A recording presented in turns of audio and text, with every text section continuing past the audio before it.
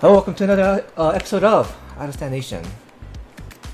And I just want to get straight to it because this debut is the debut we've been waiting for. So, MCND with Ice Age. Yep. Already up to 1 million views, by the way. Oh, really? Yeah. Yes. It's doing insanely well.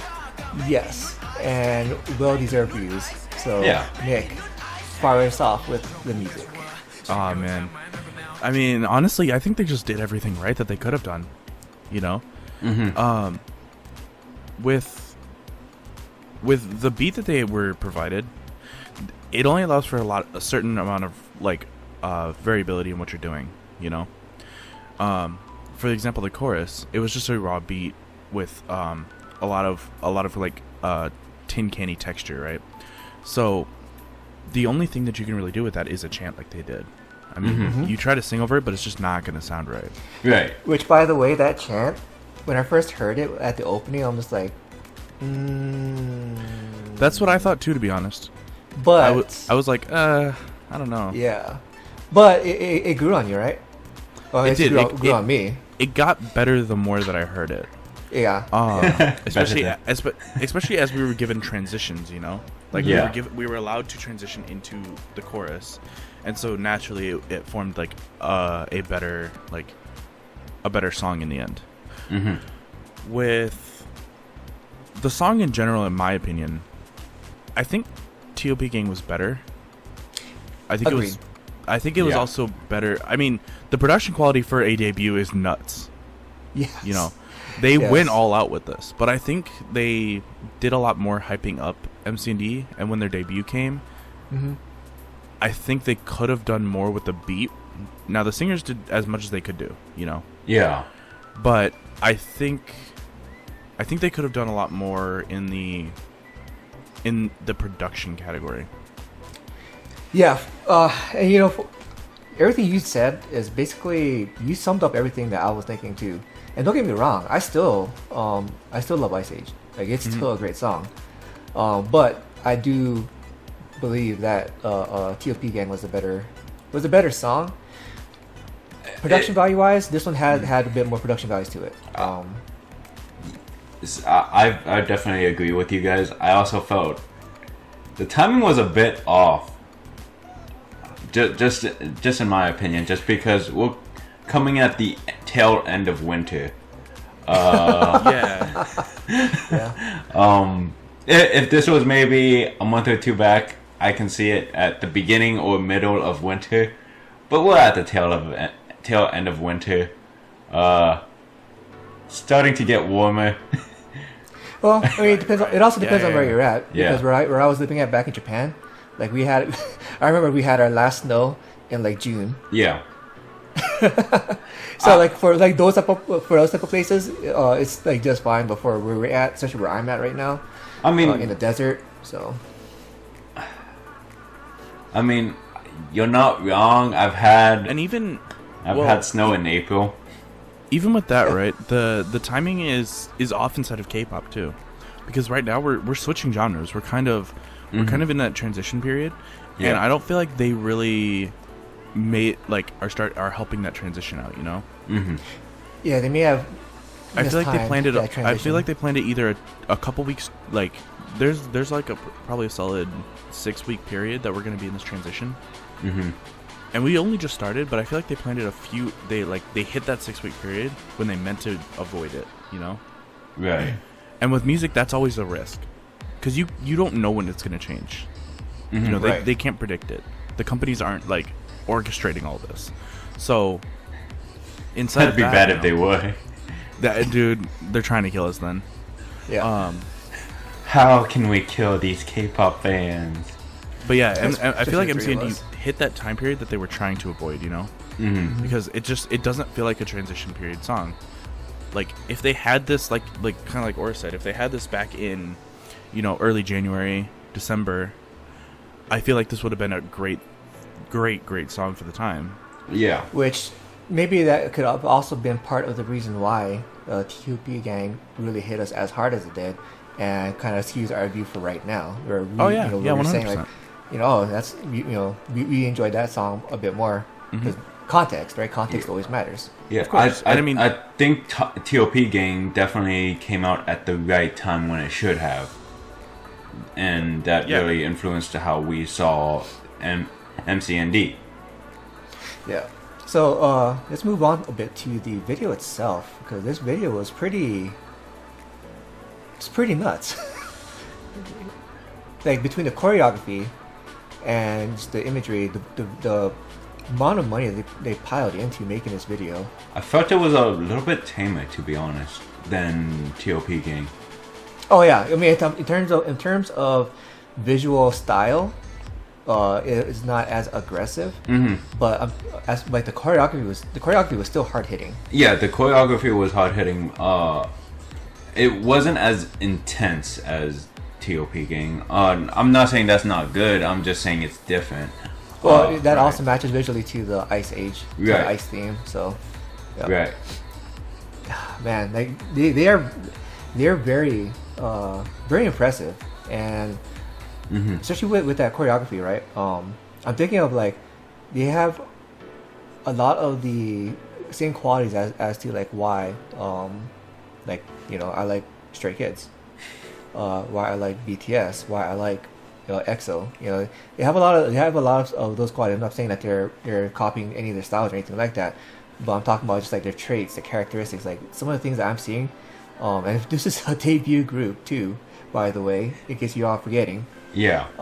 They're displaying a very impressive level of skill. TOP Media, this is definitely their strength, because what was it, Uptension, right? Yeah. they're- Well, they're- sort of. Uptension is by like Uptension is a textbook versatility group. Okay. Uptension has done Cutesy Boy. They've done Bad. They've done pretty much everything you can name. Honestly, I'm sure if I looked hard enough, I'm sure I could find an Uptension like girl group cover. Like I wouldn't be surprised, honestly. yeah, but didn't you But say that's- Uptension is a bit more stronger on their hip hop skills than a lot of other groups on average? On average, for a boy group in 2020, probably not anymore. Well, I mean, like, yeah, maybe When- not right when now, but I'm talking about Uptension- from. When Uptension was like a dominant group in the market, because they've fallen off a little bit because of PDX. But when they were a dominant group in the market, they were more hip hop focused. But now the Stray Kids and the T's and all those groups have debuted, they are now falling back on that market. Right. But yes, when they were a primary dominant force in their market, they were definitely more hip hop focused. But on the same rate, they have Uptension has the versatility to play into that concept. Like, for example,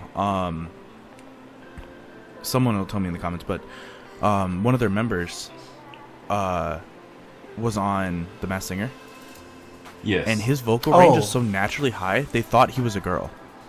I remember seeing that in the news. So. And so, like, with that high vocal range, they can play into that and go, more boy, more classical flower boy, like, concept. Right.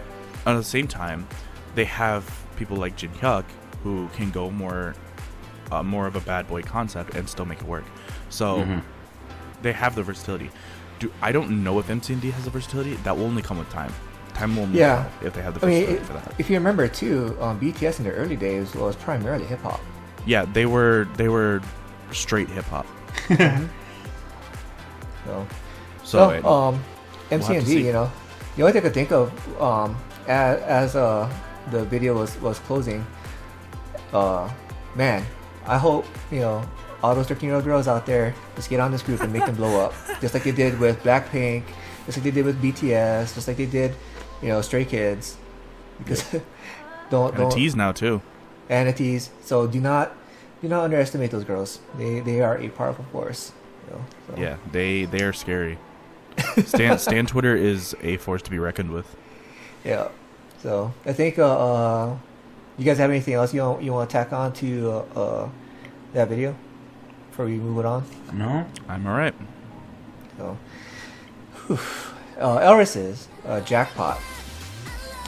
So this is an actual music video. Their last one was a dance performance video, and something we didn't mention in that episode.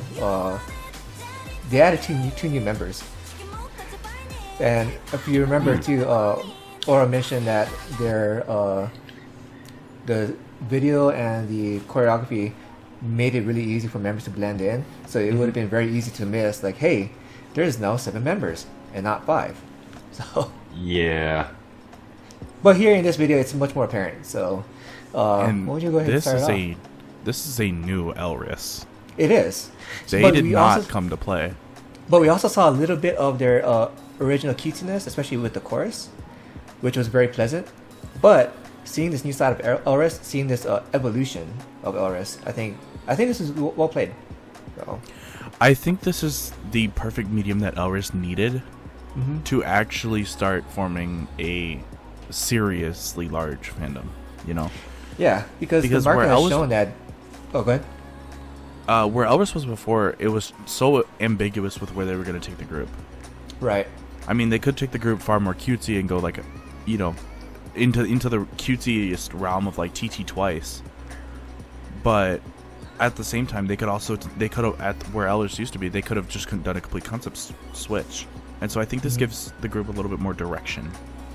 Yeah, because and the market has shown too that these type of groups, or the really pretty, pure type of visual concept groups, and we've seen with the sound, they're not really faring too well in the modern market. Not in the past few years. They don't last too long.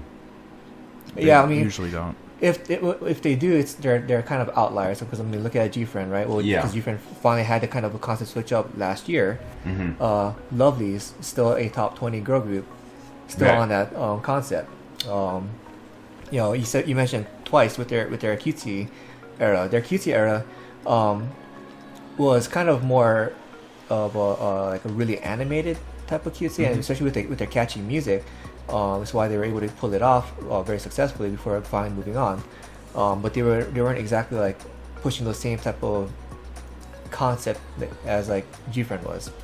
So, you know, especially for an international market, international markets don't typically react too well to those type of concepts. Oh, that's They're for sure. really niche, very niche. So this is very well played for ELRIS to move on to something that's kind of more further towards a harder concept without going overboard with it, because then you're gonna blend in with, like, you know, everybody else that's kind of going super hard. I also noticed that with Jackpot, it started off very hard, and then it progressively gets more cutie as it goes along. That is, and it just kind of, if this is the stance, I can't talk today. If this is the concept they're trying to go for, I'm not even sure how this will work. I think they need a lot more consistency in their music as well. Because it feels like a transition song, not... It definitely is a transition song, but it's not... I would say it's definitely a transition song, but it's not a solid transition song. Right. Because with a transition song, usually you want to start off with your main concept that your group has and transition as the music goes along to a more harder concept or whatever concept you're going for. But they did the reverse. And by the end of the song, they were just back at old ELRIS. Yeah. Well, because from how I kind of saw it is that they were trying to play it safe while at the same time trying to transition, which doesn't work. It doesn't always work. You either commit and do it or don't do it. When your group is this small, yeah, you could just instantly, like, you know, commit to a new concept. It's fine. It's people that, like, will stand new groups know that happens all the time. You know, it's not out of the realm of possibility for a group to just completely change concept the next comeback. It happens all the time. Right. So I feel like going with a transition song here is more of a risk than it is a safety net, you know? Yeah. Because I mean, if you look at this, I mean, it's doing a lot better than This Is Me. It's doing a lot better. Yeah. But by when I say doing a lot better, I mean 242,000 views. You're right. You could have just switched concept and risked nothing by doing it because the fandom is still the fandom. But, like, look at Momoland, for example. Momoland did 0 transition songs. They were a completely unknown group before Boom Boom.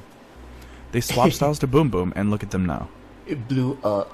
It hard. blew up, and honestly, that's what I think a lot more Nugu groups should do. You know, not necessarily make boom boom. Don't get me wrong, but Yeah. But play around with you know, styles.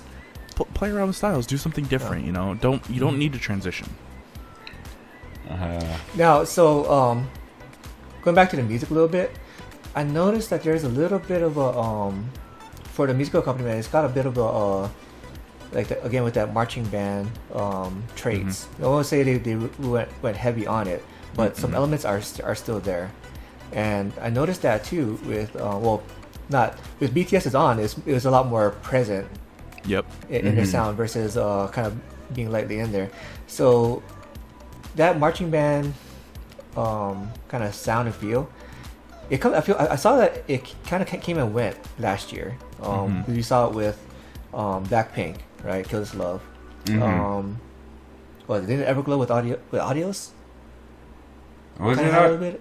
Was it Adios? Everglow's Adios was very marching band, yes. Yeah, and then there was a few other songs from last year. Yeah, you know, Everglow's Adios, Blackpink's Kill This Love. It was all very marching band-esque. And it lends itself very well to much more aggressive, intense themes because of that. Because when you think of marching band, it's historically tied to the military, so military violence. With Jackpot, they kind of had a little bit of that in there, and it kind of helped lend that to that much more darker, or not a darker concept, but the harder concept you were talking about at the beginning. So ELRIS with a dark concept, yes, please. Yeah, Let me see it. This is me. Well, as much as we talked about that song, it was just so weird, but we still ended up loving it for some reason. Yeah. So, let's talk about the music video for a bit. So, with the addition of these two members, the fact that they did "This Is Me" and then came around and did this music video, I feel like their label is actually going ready to go back, all in with this group, and especially since their previous music video was also November. I think it was January. Talk about This Is Me. No. Before that. Oh. The one that, the one that was set in Mongolia. So, I can't remember the name of it, and it was actually one of the songs that we picked too as our music video of the week because it was it was a good song. Miss You, my God, yeah. So that was a song from late last year, November time frame. Then they came out with This Is Me, and now we got Jackpot. So, I think their company is ready to go all in. I feel a little bit of the opposite. Just because they're still trying to, due to this feeling like a transition music video, they're still trying to find a place that kind of makes it right for the members. I mean, that's part of going all in. Is investing more time and more exploring of genres, because otherwise this group would just be withering in a dungeon again. Yeah, just like we've seen with Pledis groups and YG groups. So I mean, again, they're still in transition. Nothing really stood out to me in the music video. Everything just kind of felt muddled and muted. Like as far as the color palette, themes, nothing really stood out. But again, it's still transitioning. So if you've seen their previous music videos, you'll notice that this music video has a lot more production value than previous music videos. It can definitely have more production value. Yeah. So that's what I mean. Like, it's just using that production value to the best of its ability is what I kind of meant. Yeah, but I mean that's what I was talking about with the company being ready to go more all in with this group, because increasing the production value of their music videos, they added 2 members. They're I mean, a lot the more company active. also rebranded. So. Did it? So, yeah, because it used to be Stardom Entertainment. Okay. And now it's Hannes, yeah. Okay. So I mean, this could be like a new leadership kind of like thing. Jihun was talking about is kind of like doing all that. Plus, also they rebranded Top Dog's name. Okay. because now Top Dog is Xeno T. Okay. When did that happen? So, so I don't know what entirely they're. And so I mean, I don't know if it's new management or what, but definitely something is changing in the group, or in just every group. You know, I think something is just changing in the company structure that is just affecting the groups as well. You know, Yeah, and Potentially. 'cause for the label, it could be one of those. It's a do or die situation where like we're not doing well. We need to do something because what we're doing right now isn't working.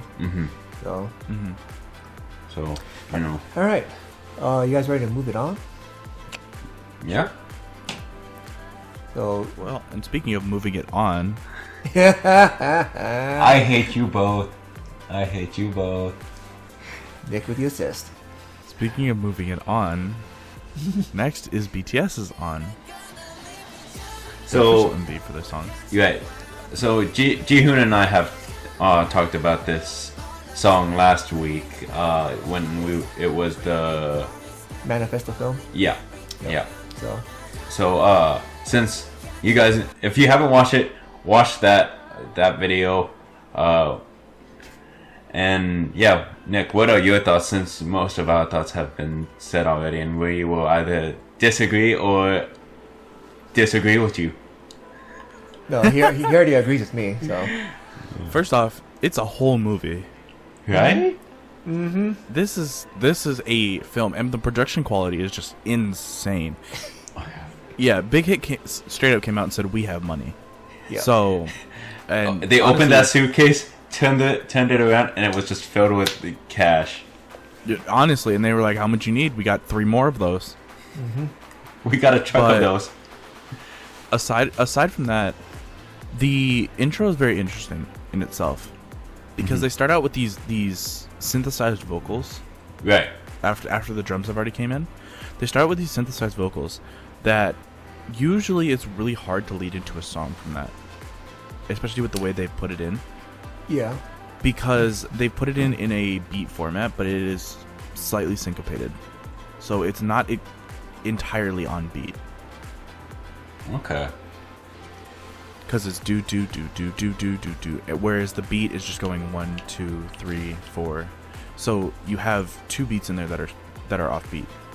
Yes, I feel like the song was built around that because BTS has mentioned before in one of her interviews that where do you start from? Do you start from the lyrics or you start from the music itself? They say they start from the music itself. So based off of what you just said, they could have just had an idea like, what if we start with something like that and just built the song from there. I mean, we said it last week. This feels like a chaotic song, but a very much good chaotic song. It's definitely organized chaos. Yes, that's the word. They intentionally made it chaotic, but they didn't make it too chaotic to where it sounds like a mess. Right. It's very much like, Neutral Evil of a song. Neutral Evil. It's very much Neutral Evil, but at the same time, it's all so pre-planned. Like, it's such an orchestrated layout. Having a double rap verse into a vocal. I mean, everything about this works. And a lot, regardless of everything else, a lot of love and care was put into the song, and it just really shows. Oh yeah, the song and the music video. Yeah, And all of it. And if you saw the Manifesto film last week, the dance choreography, every single thing was carefully crafted together. I also really like. So they drop a lot of rock elements in here. Yeah, And it's not even just with the guitar or just with the drums. It's the way it's on some notes, the way they sing. Because in normal rock, if you are holding a note in rock, you'll hold a consonant. You won't hold a vowel. Yeah, and okay. that's why we see that as a common feature with kind of like college and school sporting event marching bands, right? They do that a lot. They do a lot of those fusions especially at football games. And that's why as I was listening to the song, I'm like, man, this really does kind of feel like one of those type of events, and going with that aggressiveness too. Oh gosh, I did love it. Yeah. Yeah, and What- I like it a lot too. Like the funk, the orchestrated, and like rock, and it's even got like calming parts to it too, which almost feels like a sonnet or a ballad kind of deal. It's got like a good mix of that, and which makes it so much more fascinating. Like we said last week, it's so interesting. And then with the music video itself, there are so many different allusions. Like we talked about, kind of like how the costumes had the post-apocalyptic and the manifesto feel. And seeing like something, for me, I kind of saw like in this music video there was a few biblical kind of allusions as well. I don't know if you guys may have noticed it. Yep. Noah's Ark. Noah's Ark. All those cages and whatnot, and empty cages to say the least. Jungkook's hands being wrapped in thorns. Right. It's all a bunch of that. So, but honestly, I think this is really good. I think this is definitely a song that, for me personally, I have to sit down and listen to. It's not something I could have just kind of playing, you know? Right. You have to proactively listen to this, and Jihoon, you good? Yeah, my camera just spotted an error. So, now that we're back, sorry about that. So we were talking about the we were talking about some of the visual themes that came up, a lot of the biblical themes that came up with the Noah's Ark, thorns on the wrist. At first, I thought there was a little bit of there was an anachronism in there, where like, because you see them wearing like 18th century clothes at the very beginning, and then all of a sudden here's this truck from the 20th century. Right. And so I thought they may have had that something mixed up, but no. Actually, when you get towards the end of the video, when everyone's kind of going towards the gate, you see people wearing clothes of various eras. So like that little girl who was wearing the coveralls, that's more like early 20th century, late 19th century attire. You see another dude who's dressed in more modern attire. So there's various clothing styles from various time periods. So not just the time periods, but the culture. Like cultural, you saw that easily.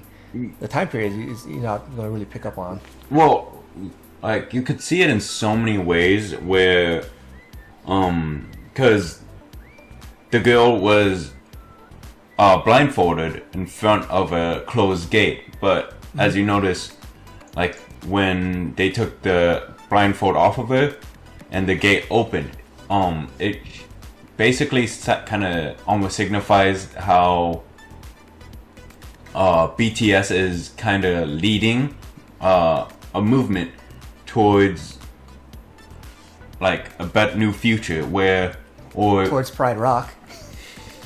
Yes, towards Pride Rock. If you've seen the video, I'm pretty sure you know what I'm talking about. Yeah. So. Dang it, man. Which, by the way, when I first watched it, I was like, I was telling my friends because I was talking to them online while watching it, and I was like, wait a second, this feels like Lion King right now. Yeah. I was waiting for one of them to pick up the little girl and like hold her over. It's Simba. Or whatever. But yeah, no. It very much signifies them taking all the eras of basically the world and helping them move forward to a better future. because that's kind of like how Pride Rock kind of signified in like Lion King. It's like it's the pride's it's a pride. You should be proud of it, you know. A better future, and it's also like the highest point in the music video and whatnot. And having the birds flying kind of signified like the freedom that they were kind of achieving. Yeah, so all of that, it kind of leads me up to what we're going to talk about with that ending. When they went to the pitch, it's at night, everyone's wearing black, much more kind of similar to like the clothing styles we saw in their manifesto film. Kind of like that same around that same style, I would say. The post-apocalyptic style.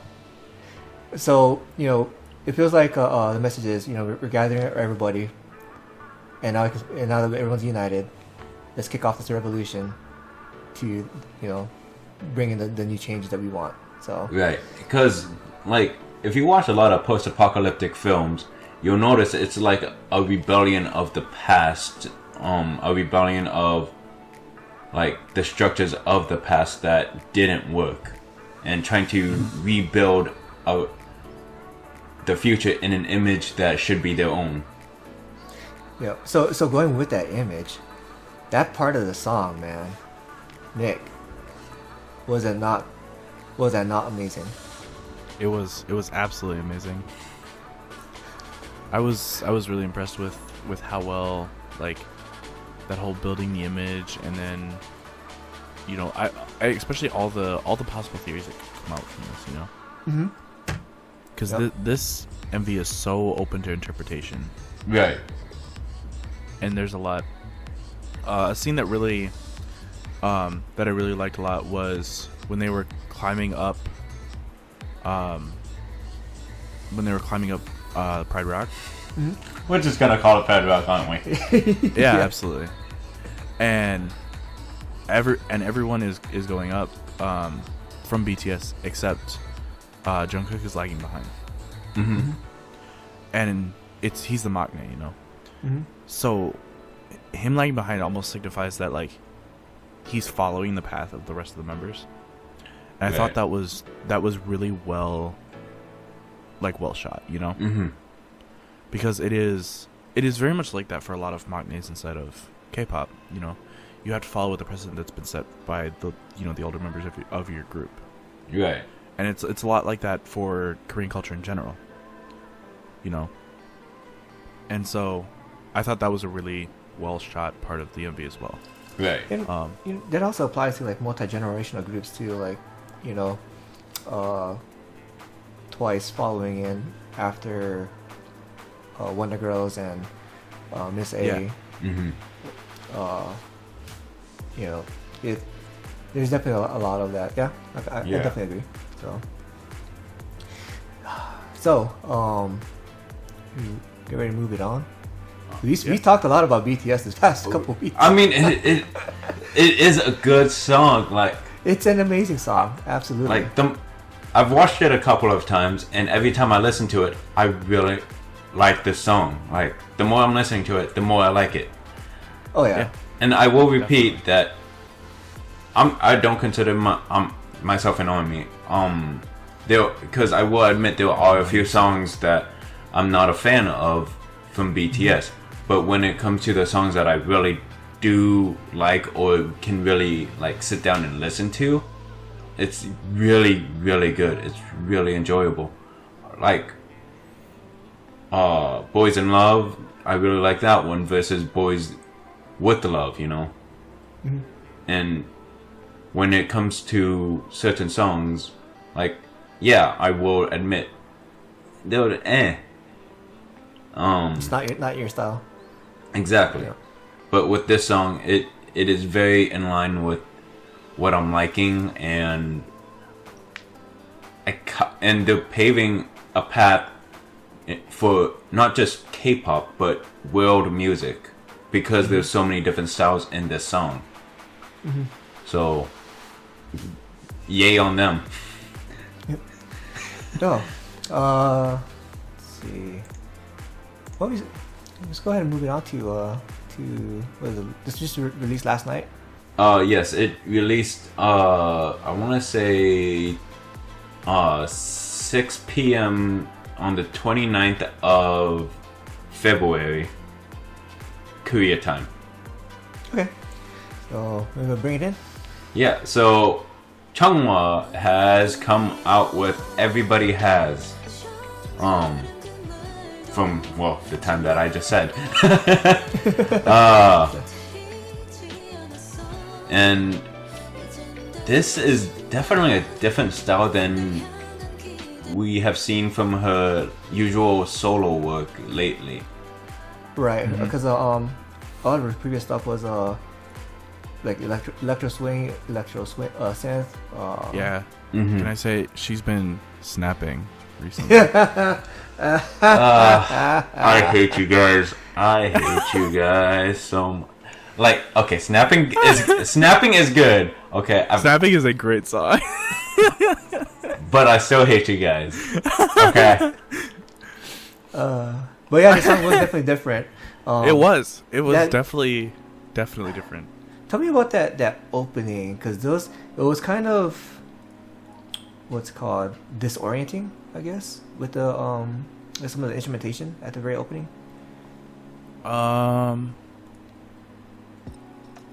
I mean, yeah, I guess you could say that with the cymbals, Mm-hmm. because it was drum cymbals that really kind of gave it that disorienting feeling. Because cymbals usually aren't used alone. Yeah. Because like, and especially with the I can't even I don't know what the instrument was, but one of the instruments that was kind of placed further back, kind of had a swing. It kind of felt like the note was swinging from the piano. Mm-hmm. Oh, yeah. So that was just a synth. So that was a synth. Yeah, that's it. Yeah. So it was a synth that was purposely detuned from the last piano note. Yeah. So that was really So they- disorienting for me. The piano was playing. I don't know what it is. I don't have perfect pitch, but let's say the piano was playing like a C. It was playing like a B flat. Okay. So it was purposely detuned. And that was because the reason they detuned it like that is because it causes a bit of like conflict when you're listening to it. Yeah, the dissonance. And with this song, the way it's structured and the way it works, you want a little bit of conflict, so that way when you go into the actual music, it resolves itself. Right. It makes Alright. it like when she starts singing, it's like a lift. Yeah, so and that's what I was gonna go get into. Because- Was like you started off that way, but then as the song progresses, it kind of, like you said, it just resolves. Yeah, so the whole idea of that is it actually helps her vocals a lot. Yeah. Now, Chungha doesn't need help, but it helps her vocals a lot because it gives it more of a ethereal feeling. Yeah, because she does have like that really she does kind of have a bit of airiness to her voice. She does.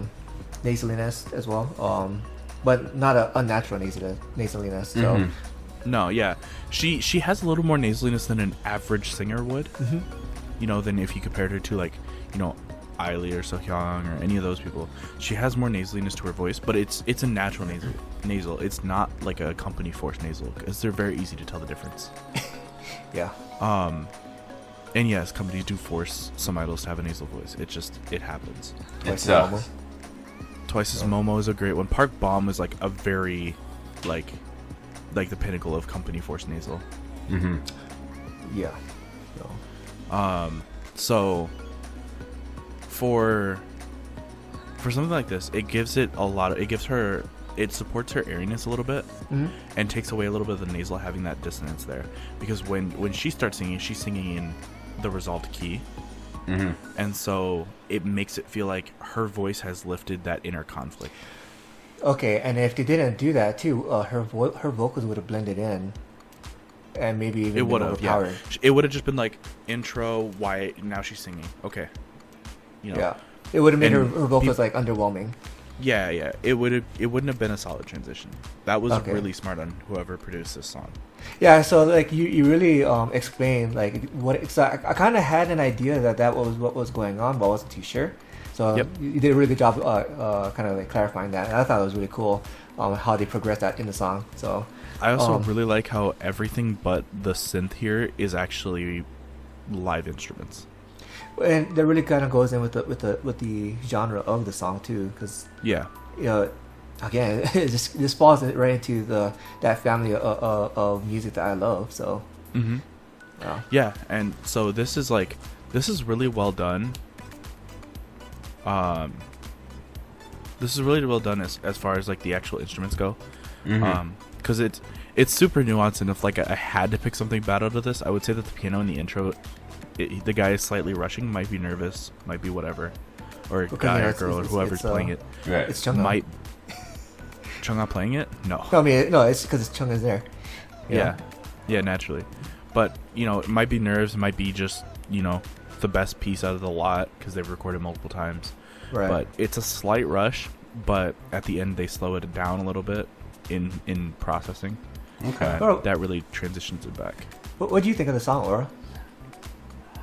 I thought it was good. It was very calming. Like I could listen to this and just be chill, be calm. Probably not my favorite song of hers, which I found surprising to say the least, because I thought this would be, when I first listened to it, I thought this would be something I actually would really enjoy. But as I listened to it, it didn't meet the expectations I thought I would from Chunghwa. I'm on the same page with you on that, because I was really surprised that I didn't love the song as much as I thought I should. Yeah. You know? Now, that might also I don't know if this is why. It's just something I noticed inside of the description is JYP's company had a bit of help inside of this song. Did they? So yeah, they're mixing engineers actually from JYP Studio. Okay. Also, the original publisher is JYP. So when you send something off to be published, they can edit it a little bit. Yeah. They can't edit it completely. Right.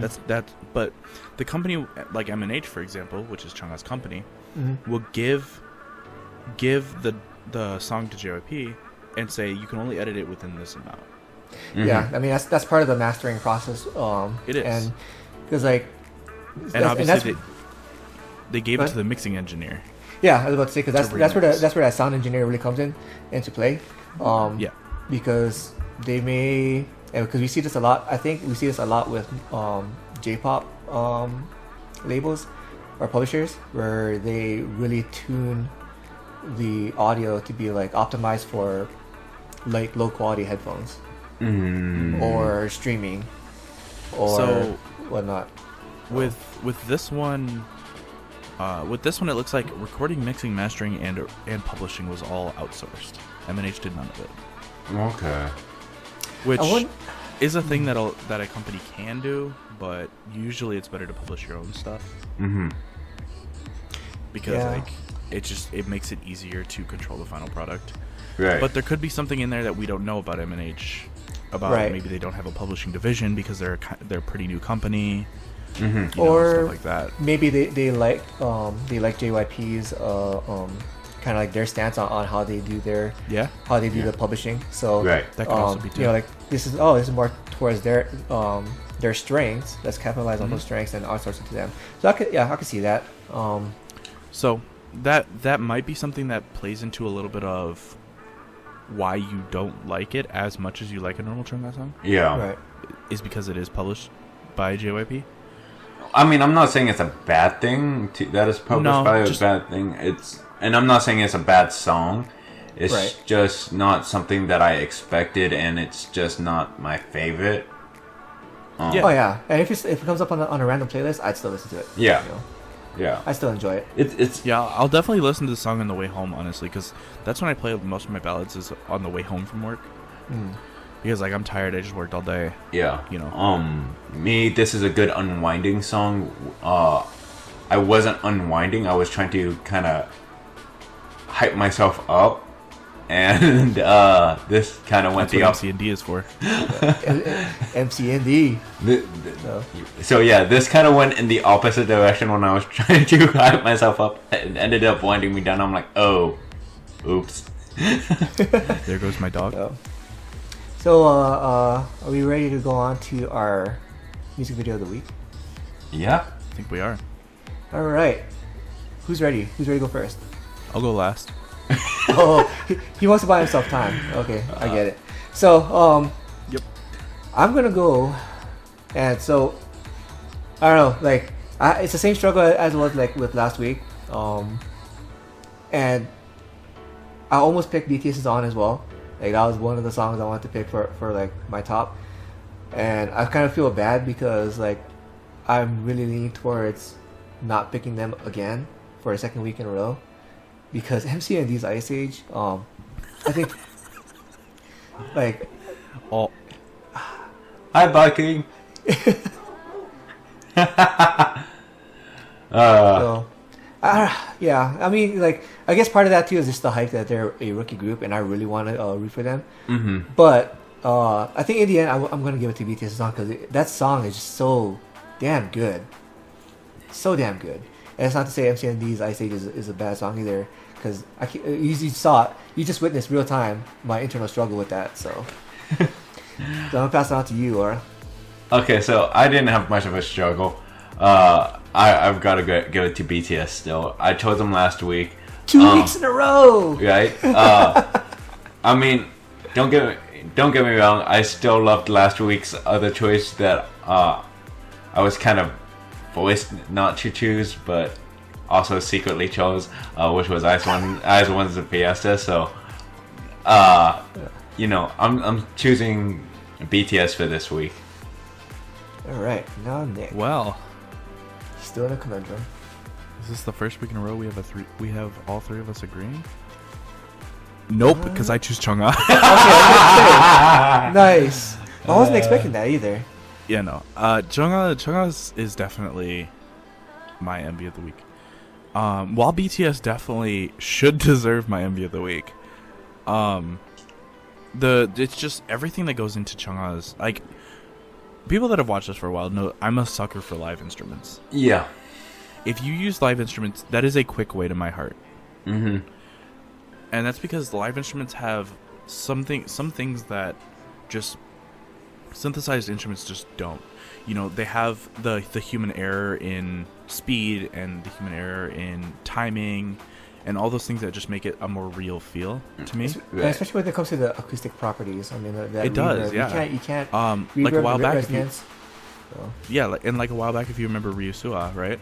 Oh man. The Amazing. live instruments and the acoustic vibe of that song was just a quick way to both mine and Ji-Yoon's heart. Yes. So as far as that goes, I have to give it to Chungha just because of the vibe that the song has. You know. I think what ultimately not made it for me with that song was the vocals. Not to say that she's a bad vocalist. It wasn't a style of vocals that I typically would like to hear with that style of music. So. Mm-hmm. For me, Well, it wasn't the vocals. It just the feel of the song just felt off. Oh, I didn't mean to turn this into us like trying to disprove Nick's pick. No. Not trying to do that. Because Everybody Has My was pick my is my second. pick. Everybody Has was my second choice. Okay. Stan Chungha, Yeah. Well, I don't think she has a problem there. She's got a lot of fans. she's got a fan base. Like a lot of fans, not just in Korea, but also in stateside too. So, Yeah. so let's go ahead and move into our quick shots. Nick, bring All it right. in. You would too. So for those of you that don't know, we plan out who's gonna do our quick shots because based on who finds what. Jihoon gave me this one, and I don't like him. I mean, it's not a bad thing. It's not a. It's not a. no. It's not bad. Maybe not if you're. Some of you may Yeah. take it bad, but we'll explain. So, YG Entertainment has confirmed a new girl. Let me try that again. YG Entertainment has confirmed a new girl group is in the works. You were gonna say a new group. Because yeah, exactly. You're gonna try as a new girl group. Look, It's not possible they're from YG. But Exactly. anyway. So on February 27th, Spell TV has reported that the agency is working on to launch a new girl group in the second half of this year. YG has reportedly finalized the members and recently signed artist contracts with them. Okay, so in response to the reports, YG Entertainment commented, "It is true that we are planning a new girl group," and explained that the exact details will be revealed through an official announcement later on. The agency added, "We are currently focusing on the new album preparations for Blackpink and Winter." YG Entertainment is also preparing for a new boy group, Treasure, to debut this year. Now, a lot of you might know that name, Treasure. Yeah. And that's because that was from YG Treasure Box back in like 2016, 2017. I thought it was 17. 2017 or 2018. They were supposed to debut around the same time as Stray Kids. Yeah. So supposed to. But anyway, so I guess YG is now planning for a boy group and a girl group to debut this year. Wait, they're planning Treasure, 2 debuts? Yes. Yeah. Treasure and the new girl group. Yes. Oh. Now, a lot of people are hesitant to think Treasure is going to debut because they've said Treasure was debuting like what 3 times now, I think. Yeah, for 2 years now. So we don't know so much about that. The new girl group, however, that a lot of people are very speculative on why they were producing a new girl group when Blackpink when they have been a little mismanaged. Yeah. And if you remember too, someone had commented in that article, pointing out like, yeah, like when did they say Blackpink was supposed to debut, and when did Blackpink actually debut? So maybe by the time this girl group debuts, Blackpink would have already been at the end of their contracts. Yeah. I mean, So, because I hate saying this, but I've heard that like Blackpink was supposed to have a comeback either this month or next month, but then I've also heard that there were delays for it again. yeah. I will say, the odds are that the odds are realistically that a girl group will not be debuting this year from YG. The reason is because YG has had a history of announcing girl groups years before they actually debut. For example, Blackpink was announced in 2012 Yep. under a different name, Pink Punk. And They debuted in 2016. and they had a few different members too. Quite They a did. few. I think they were originally set to be 7 members, but anyway. Mm-hmm. So, and also obviously Treasure is now supposed to debut in 2020. That was announced back in 2016. Yep. So realistically, not sure that they will debut this year. I wouldn't even say that they are going to debut this year, honestly. Yep. But that is what that is the course that YG has apparently planned out. I mean, I'm not saying like I'm not looking forward to the group. Like I'm hoping that they debut. I'm going to wish them the members the best of luck. It's just with YG's track record, it's not good. Yeah, and I mean on top of that, you know, we realistically we already know the concept that the group is going to be going for. Because it's YG. What does YG go for? Like, Yeah. They do hard concepts yeah, all the time. and so realistically we already know that. Yeah. Like Akmu is like the only like outlier. in their Akmu is the entire outlier lineup. because Akmu is a duo. Yeah. Like they are And- such a major outlier. So And I mean, how are you gonna make like Sukyun do hard concepts? You know her voice type? No way, no way. Not a chance. alright. Well, on to our next piece. JYP announced that they are partnering, or that they're going to partner with Republic Records. And particularly for Twice. So the if you're not familiar with Republic Records, you probably are familiar with their artists, especially if you follow American music. Ariana Grande, Drake, Jonas Brothers, Post Malone, Taylor Swift are just among the big names attached to that label. They are one of the largest labels in the United States. And for 2019, they were also the highest ranking label Oh, really? on Billboard's on their year-end charts. So they are a major force, and with all the names I listed off earlier, they're also very well-known names, not just in the United States but globally. Yeah. They sell out concerts around the world. They're well-known around the world. They are top 10, top 20 artists around the world. So Republic Records knows how to market and publish music globally. So taking that experience, I think that is exactly what JYP even said. The company even said that they want to capitalize on that, on their expertise, to further take Twice globally. Yeah. So Yeah. So, And I mean, on top of that, I think a lot of that comes also from the explosion of K-pop into the American market absolutely. and how big it's become in the recent years. You know, Mm-hmm. I mean, this is the second Hallyu wave, and this isn't even comparable to the first.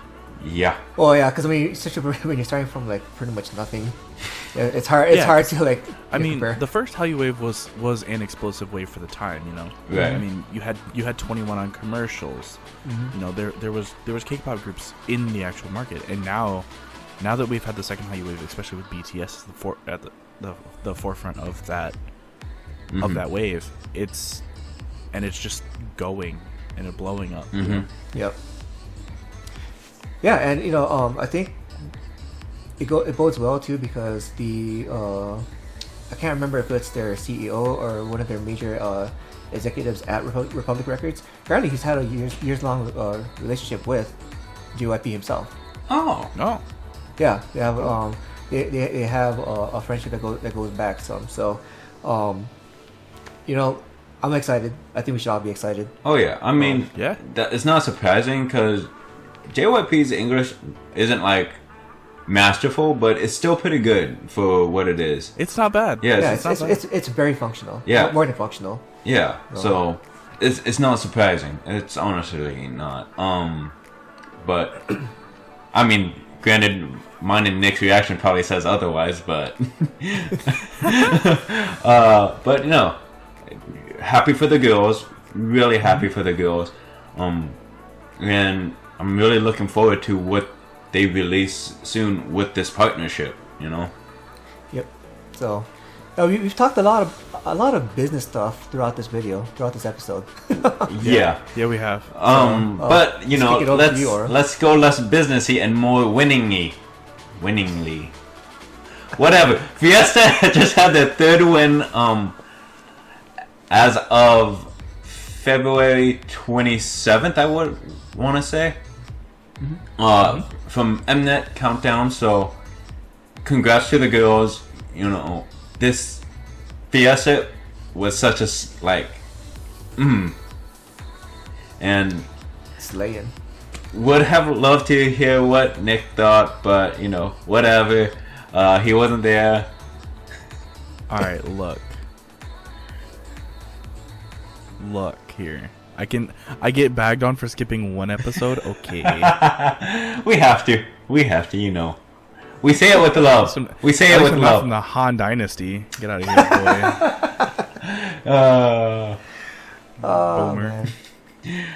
Alright, so, okay, but yeah, no, congrats to IZ*ONE. The girls have really worked hard. They've been through a lot these past few months. So, they really deserve this. And then, not only that, but BTS have also won some awards.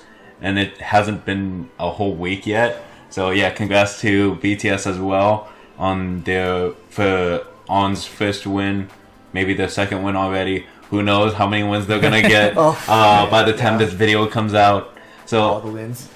right. So congrats to both of them for their wins so far and their continued wins for when you actually watch this video and after. Absolutely well deserved. So Yeah. And then in other news, back to Twice. Well, mainly the maknae, but Twice has been known for doing a lot of good things in the community, like Jonghyun going to animal shelters, Twice going to hospitals and whatnot. Dewey has recently donated 50 million won and 300,000 yuan, which both equates to about 42,000 USD each. So in total, Dewey has donated about 84,000 US dollars to fight a virus that has been going around to both, well, in total to China and Korea. So she's been doing real good. And then to other idols who have been donating money and donating like face masks to fight the virus, like these idols are doing great.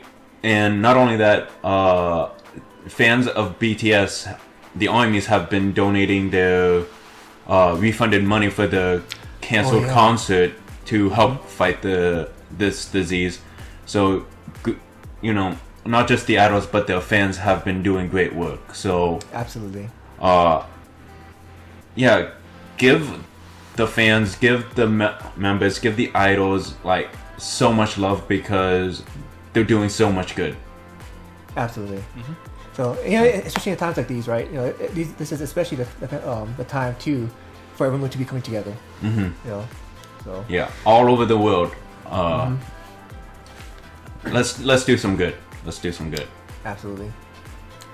So, with that, let's go ahead and wrap up this episode. Thank you for watching. Thank you for listening. Please check out every single one of these music videos that we just talked about. You know, they're all great stuff. So, and I think at least one of those you'll come to love very much. So, this is Out of Stand Nation. So please like, comment, and subscribe. Join us on Discord. Follow us on Twitter. And we'll see you next time. Peace.